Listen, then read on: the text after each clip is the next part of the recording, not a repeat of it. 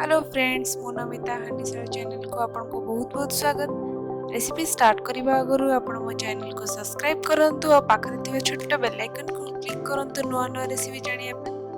आज मु आपनको सिखेबी स्टफिंग दवा पे नडिया पुर केमिति बनेबा। एही नडिया पुर को आपण रज समय रे बनै कि रखंतु आ फ्रिज रे स्टोर करंतु आ बहुत किछि पिठा बना रे यूज करंतु।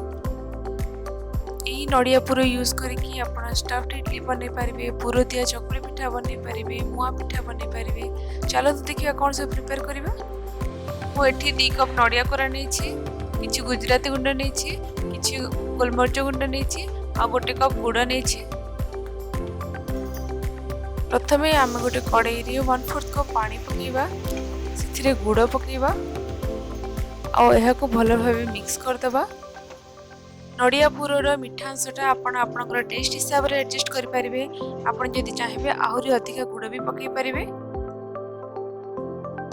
जिते देखिए गुड़ उपर फेण आसीगला जानवे जे गुड़टा पूरा पूरी मेल्ट हो।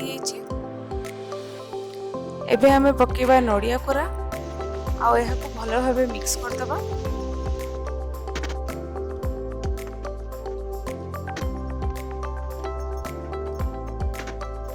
मुझे नडिया को ग्राइंड करके रखी। आपण चाहिए नडिया को कोरिकी भी यूज कर परिबे। एबे आमे गुजराती गुंड पकेबा, गोलमरिच गुंड पकेबा आ एहा को भलो भाबे मिक्स कर दबा।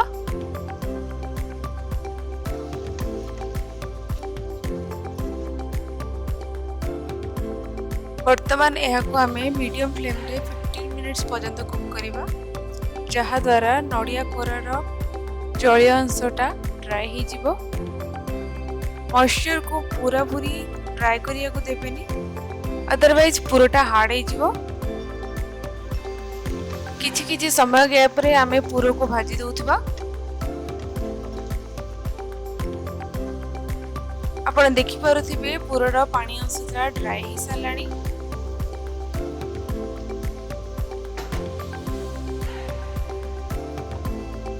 नडिया पुरटा आमर पूरा पूरी रेडी हो सारे। गोटे छोट टिप, नडिया पुर को आपण गरम गरम केबे भी स्टफिंग रे यूज करिवेनी, जहा द्वारा आपनकर पिठो पानिया हो जिवो आउ गुड़ सब बाहर को बाहरी आसीबो। If you like my video then don't forget to subscribe my channel. Thank you.